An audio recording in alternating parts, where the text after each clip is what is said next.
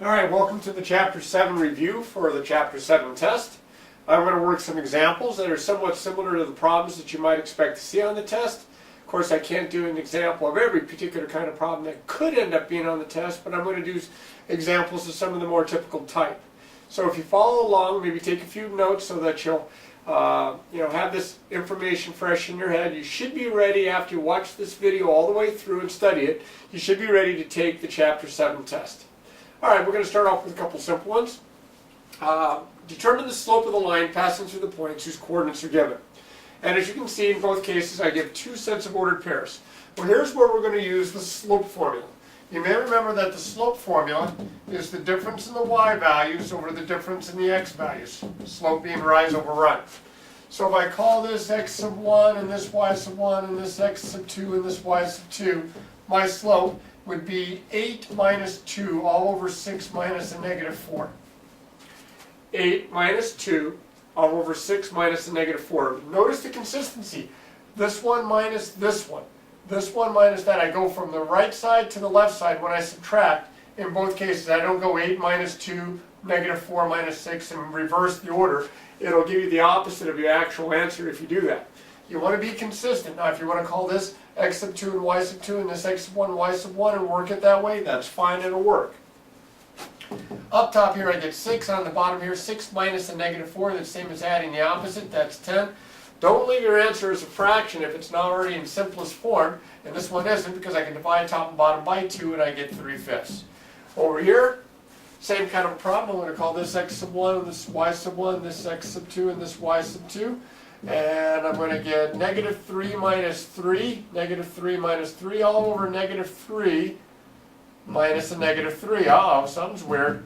Negative 3 minus 3, that's the same as adding the opposite there. That's negative 6. Negative 3 minus a negative 3, the same as adding the opposite, gives me 0. So I have 0 in the denominator, so we're going to write undefined.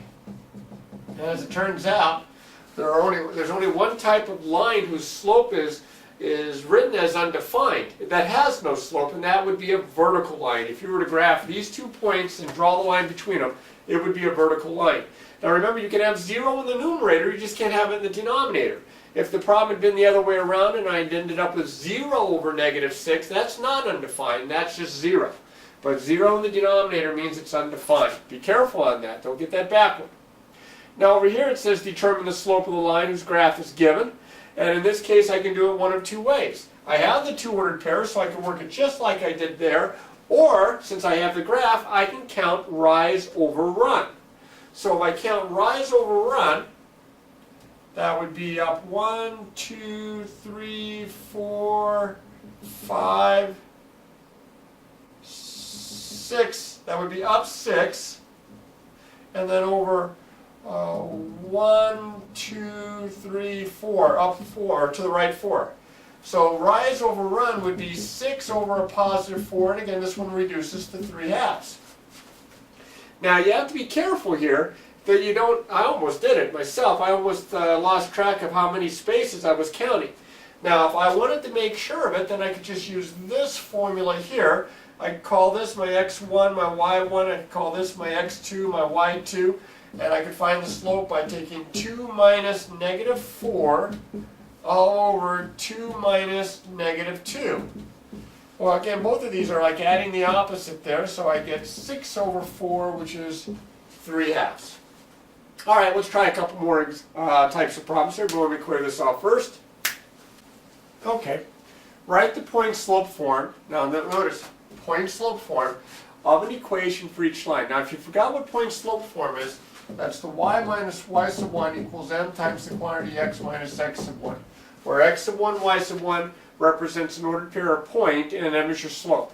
So in this case, they give me the slope as 2, so that's going to go right in there for the m, and they give me a point, negative 34, which is going to go in for the x sub 1 and the y sub 1. Be careful with that negative. So I'm going to write it over here, y minus y, this is my x sub 1, this is my y sub 1. I'm going to write y minus 4 is equal to my slope, which is 2, times x minus, now here's where you have to be careful because you're subtracting a negative. That's going to be minus negative 3. Well, minus negative 3 is the same as plus positive 3, so plus 3. And that's my answer. It's that simple. Down here, they didn't give me the slope, they give me 2 points. I want to find the point-slope form of the equation of the line that goes through the points, negative 2, 4, and 3, 6. So I have to use the slope formula, which we just went over, to find the slope of the line first. So I'll do that over here. I'll call this x1, y1, this x2, y2, and my slope is 6 minus 4 all over 3 minus a negative 2. So that's positive 2 all over, adding the opposite, 5. So that's my slope. I can use either point. Now, you have to be careful on multiple choice tests, because that's what your test is going to be, multiple choice. They might use this point, they might use that point, because it's in point-slope form. So I'm going to write both. I'll do it first with this one. I'm going to write y minus y sub 1, which is 4, equals my slope, which is 2/5, times x minus x sub 1. Now that's a negative 2, so just like in the previous problem, minus a negative is plus a positive. And that might be the way the answer is given. Or they might use this point right here. So that would give me y minus 6 equals 2/5 times the quantity x minus 3. Either one of these are good answers. Now, if you only use this one to find the answer because there are no negatives and it's more convenient, well, that's great, but it might not match one of the choices. So you have to make sure that you consider both possibilities. Down here, very similar to this problem, except that it's given as a graph. So again, we can use rise over run and count spaces to find the slope. I'm down here at negative 3, 2. I got to go up to 3, 4, so that would be up 1, up 2 spaces, and then to the right 1, 2, 3, kind of missed that one, 4, 5, 6. 6 spaces. So my slope is 6 over 2, or 3. Now again, if you don't like counting them, because you might mess up like I almost did there, then you've got the 2 points, use the slope formula like we did over here. Now I can use either one of the 2 points, and like I did in the last example, I'm just going to go ahead and use both. My slope is 3. First I'll use this as the point, negative 3, 2, and I get y minus 2, that's the y value there. My slope is 3 equals 3 times x minus, and in this case it's a negative 3, so subtracting a negative is the same as adding 3. Or, if I use this point, I would have y minus 4 equals, same slope, 3 times the quantity, and that would be x minus the 3, because it's a positive 3 there. Alright, we'll try some more examples here, but let me clear this off. Alright, problem number 4 here. It says write an equation in slope-intercept form for each line. Now notice I underlined it, slope-intercept form this time instead of point-slope. And in this case we have the line passing through the point, negative 2, 3 with slope equal to 6. Well, I'm going to start out the problem the same way as I did it with point-slope form. I'm going to plug it into point-slope form, and then I'm going to change it into slope-intercept form. So I'm going to go with y minus 3. This is my x1, my y1. And that equals 6 times the quantity, x minus the negative 2 is x plus 2. Now I'm going to distribute. And I get y minus 3 equals 6x plus 12. I'm going to get rid of the minus 3. I'm going to solve for y and put it into slope-intercept form. To get rid of the minus 3, I'm going to add 3. So I'll do it over here. I didn't leave myself very much space. I'll add 3 to both sides. And the minus 3 plus 3 cancel. That's why I did that.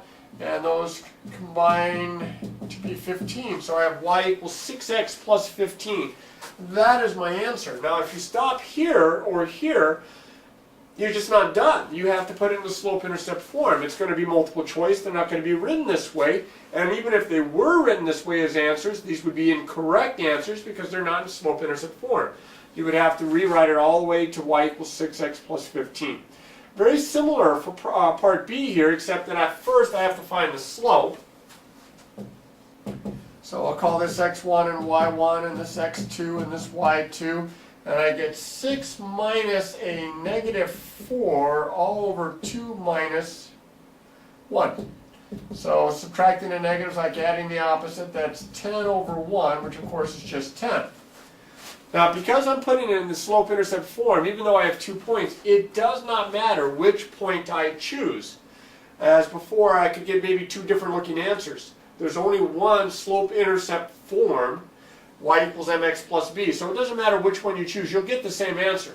So I'm going to choose the simpler one, and I say that that's the simpler one because there aren't any negatives.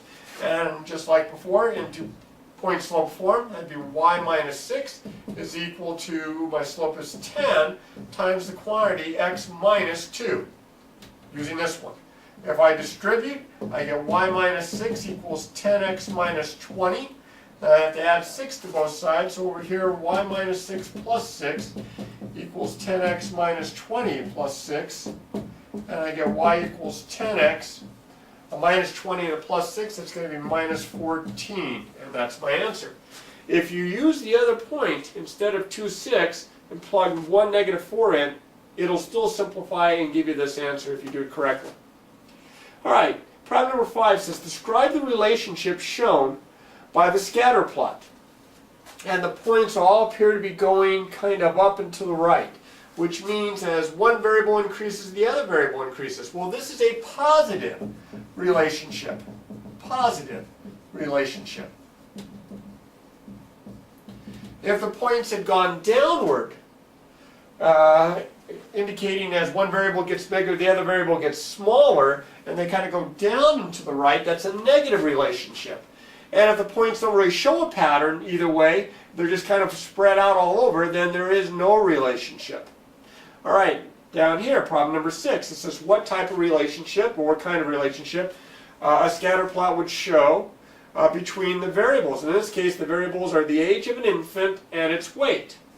Well, in most cases, the older an infant becomes, the heavier it becomes. It gains weight as it ages. It continues to be fed, and its weight will pick up as the infant gets older. So as one gets bigger, the other gets bigger. As the age increases, the weight increases. So this is a positive relationship. One gets bigger, the other gets bigger. Now over here, my variables are the number of students attending a baseball game versus the score of the baseball game.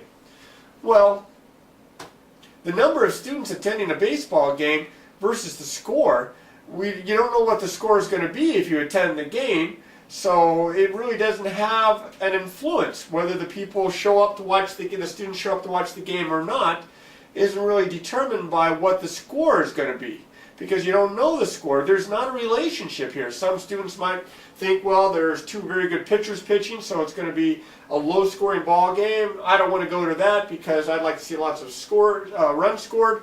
Whereas other students might say, oh, I'd like to go to that because I like to see good defense in a pitcher's duel.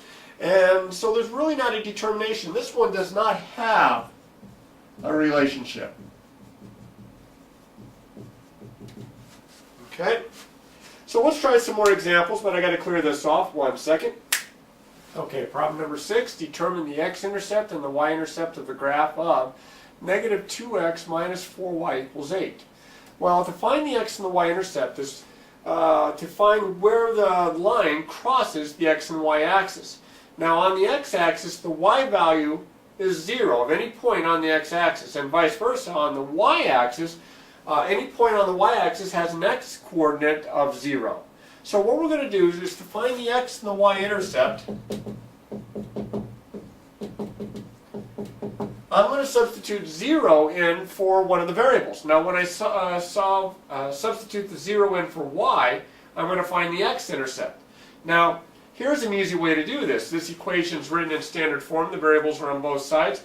If I substitute 0 in for y right here, this entire term is going to become 0. And I have, if I cover this up, negative 2x equals 8. Well, if I divide both sides by negative 2, I get x is negative 4. My x-intercept is negative 4. Now, I've told you guys to write the ordered pairs, but as far as the test is concerned, it'll be written just as a single number. This would be typically the ordered pair, negative 4 is 0, but just look for the negative 4. Somewhat similar to this, to find the y-intercept is when I plug 0 in for x. Now if you see, if I plug 0 in for x, all this becomes 0, and I have negative 4y equals 8. Well, if I divide both sides by negative 4 to solve for y, I'll get y is negative 2. And that's how you can quickly find your x and y-intercepts. To determine the slope and y-intercept of the graph of this equation, I'm going to put it in slope-intercept form. That's what I need. I need the slope and the y-intercept. I'm going to solve for y. I'm going to get y all by itself on one side, so I'll start off by getting rid of the negative 3x by adding 3x to both sides. And I get the opposite of y equals 6 plus 3x, or 3x plus 6. I'm not done. I'm really, really close. I have to have the y all by itself. So I have to get rid of the opposite sign, which is like a negative 1 there. And I'm just going to divide through every term on both sides by negative 1. I get y is equal, 3x divided by negative 1 is negative 3x. 6 divided by negative 1 is negative 6. I'll write that as minus 6. So now you can see that the slope is negative 3 and my y-intercept is the ordered pair 0, negative 6. So I'm just going to put down the negative 6 there. The eighth problem here says, which of the following pairs forms a family of graphs? Well, it's a family of graphs if it has either the same slopes or the same y-intercepts. And as you can see, in all four cases, the equations are already written in slope-intercept form, so it's very simple to compare. You know, you can tell if they have the same slope or they have the same intercepts by looking at the m and the b and the y equals mx plus b form. This has a slope of negative 1. This has a y-intercept of positive 1. This has a slope of negative 4. This has a y-intercept of negative 1, or 0, negative 1. They have different values for m. They have different values for b. They don't have the same slope. They don't have the same y-intercept. They're not a family of graphs. Over here, the slope of the one on the left is negative 2. The slope of the one on the right is 7. Those are different. No good there. The y-intercept here is 0, negative 5, or just a negative 5. Over here it's 0, 5. They're opposites, but they're not the same, so no good. Not a family of graphs. Down here, the slope of this line is negative 1. The slope of this line is negative 2. They're different. The y-intercept here is 0, negative 3. The y-intercept here is 0, negative 3. The negative 3's match. This is my answer right here. It's going to be answer C. Now I'm going to make sure I'll look at the last choice. This has slope 6. This has slope negative 6. Well, right away, you can see those don't work. And this one has a y-intercept at 0, 1. And this has a y-intercept at 0, negative 2. So they have different slopes. They have different y-intercepts. And they're not a family of graphs. All right, we're about done. We have a few more problems to look at. Let me clear this off. Okay. For which of the following pairs are the graphs perpendicular? That's what it says over here. I kind of scrunched it all in. Sorry about that. Well, two lines are perpendicular. Two non-vertical lines are perpendicular if the slopes are negative reciprocals or opposite reciprocals. So what I'm going to do, this is a 3 here. Boy, I am just not writing very neatly. There we go. I have y equals negative 3x plus 2. As you can see here, the slope is negative 3. I have y equals negative 1/3 x plus 4. As you can see here, the slope is negative 1/3. Are these two slopes negative reciprocals or opposite reciprocals? Well, they're reciprocals, but they have the same sign, so no, they're not opposite reciprocals or negative reciprocals, so it can't be answer A. Over here, my slope is negative 2. My slope over here is negative 1/2. Again, they're reciprocals, but they're not opposite reciprocals or negative reciprocals, so that one's not my answer. See, all these equations are already in slope-intercept form, so it's very convenient to find their slopes. Here, my slope is negative 1. Here, my slope is negative 1. Now, negative 1 is its own reciprocal, but again, they have the same sign, so they're not opposite reciprocals. So this one's no good. Well, process of elimination would tell me it's got to be answer D, so I'll just double check. Here my slope is negative 2. Here my slope is positive 1/2. Well, 2 and 1/2 are reciprocals of one another, so I have negative 2 and positive 1/2. They are opposite reciprocals, and this would be my answer. So you have to check the slopes, and if they're already in slope-intercept form, that's just that much more to your advantage. Down here, problem number 10 says, which of the following has a graph that is parallel to the graph of this? Well, parallel lines have equal slopes, as long as they're not vertical, non-vertical lines, because vertical lines do not have slope. I'm going to have to find the slope of each one of these. So I'm going to have to do a little bit of calculations and put each one of these into slope-intercept form. So this one right here, I'm going to subtract x. I didn't leave myself very much space here, but I'm going to subtract x. So I have x minus 2y minus x equals 8 minus x.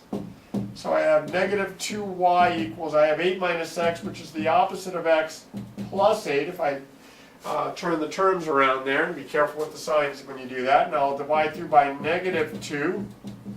And I have y equals, this is a negative 1x over negative 2. That's positive 1/2 x minus 4. 8 divided by negative 2 is negative 4, or minus 4. So my slope is a half here. I want to figure out which one of these is going to give me a slope of a half. So I have to go through each one of these. I'm going to solve for y. I'm going to subtract x from both sides. I get 2y equals 6 minus x, or the opposite of x plus 6. I'm going to divide by a positive 2. And I get y equals, well, this is going to be negative 1/2 x plus 3.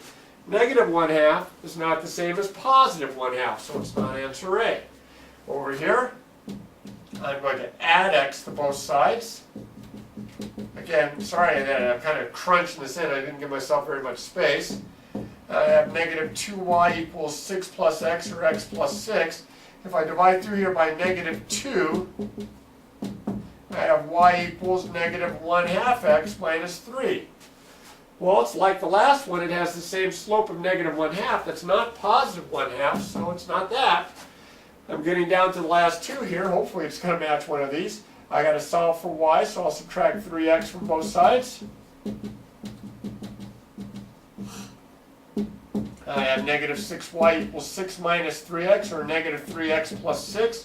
I will divide through by negative 6 all the way through every term. And I have y equals, now I have a negative 3 over negative 6. That's positive 1/2. It reduces x minus 1. Well, I think I have my answer. This has slope a half. This has slope a half. That would be the answer right there. Answer C, because they have the same slope, they're going to be parallel. Now, if I want to just make sure, I'll go ahead and go through the steps on this last possible answer. Subtract 3x. 6 minus 3x is the same as negative 3x plus 6. Divide through by 6. I get y equals, I have a negative divided by a positive, that's negative. And 3 over 6 reduces to negative 1/2 x plus 1. That's not the same slope. You can see this is negative 1/2. I needed positive 1/2. So I was right. It is answer C. The last problem that I have here says write an equation of a line whose graph is perpendicular to this and passes through this. Well, if it's just perpendicular, I have to find the slope of this line, because perpendicular means it would be the negative reciprocal of whatever this slope is. So I'm going to take this equation right here, like I did on the other examples. I'm going to solve for y. So I'm going to subtract 2x from both sides. And I get the opposite of y equals 6 minus 2x, or negative 2x plus 6. Then I'm going to divide through now. This is like a negative 1 here. I'm going to divide through by negative 1. And I get y is equal to negative over negative is positive 2x minus 6. My slope of the line that's given is 2.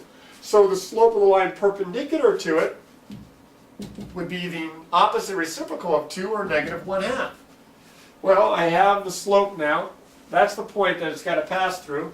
So y minus negative 2 is y plus 2 equals negative 1/2 times x minus 4. And that is my answer. That's in point slope form. If they wanted it in slope-intercept form, they didn't indicate that. I didn't indicate that in the question. I would have to do a couple of extra steps here. I would have to distribute. This would be negative 1/2 x. Negative times negative would be plus 2. And then subtract 2 from both sides. And you can see, hopefully, if I haven't gone off the screen, you can see that the 2's are going to cancel. And I'm going to get y is equal to negative 1/2 x. So either this form right here or this form right here on a multiple choice test would match one of the answers. Lots and lots and lots of work on these last examples. But that's what you need to be able to do. Not all the problems can be done in 5 seconds. So just be really careful. If watching through the review has helped some, but you're still not getting everything, go back and watch it again, even though it's a long review.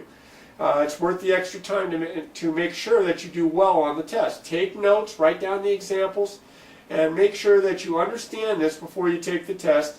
And remember, practice, practice, practice, and good luck with your test.